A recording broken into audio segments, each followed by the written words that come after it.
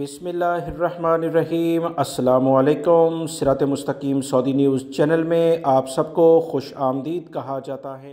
Saudi महकमा मौसमियात की जानिब से अलर्ट जारी किया गया है कि सऊदी अरब में इतवार से लेकर बुध तक शदीद गर्मी का इम्कान है।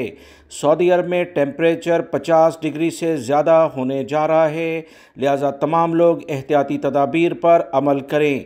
सऊदी महकमा मौसमियात ने मुख्तलिफ़ इलाकों के बारे में अलर्ट जारी कर दिया है, जिसमें ख़ास तौर पर मदीना मुनव्वरा, यम्बो और इससे करीबी इलाके शामिल हैं।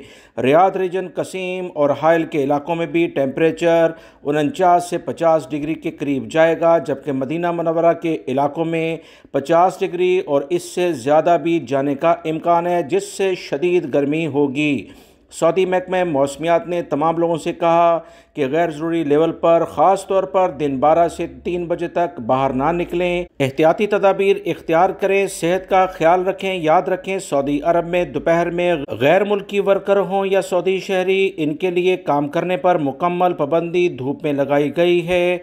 दिन 12 बजे से 3 बजे तक अगर कोई ठेकेदार या कंपनी आपसे काम कराए तो इसकी कंप्लेंट सऊदी वज़ारत अफरादी क़ुव्वत को की जाए। अपना बहुत सारा ख्याल रखिएगा। वीडियो लाइक करके शेयर भी कीजिएगा।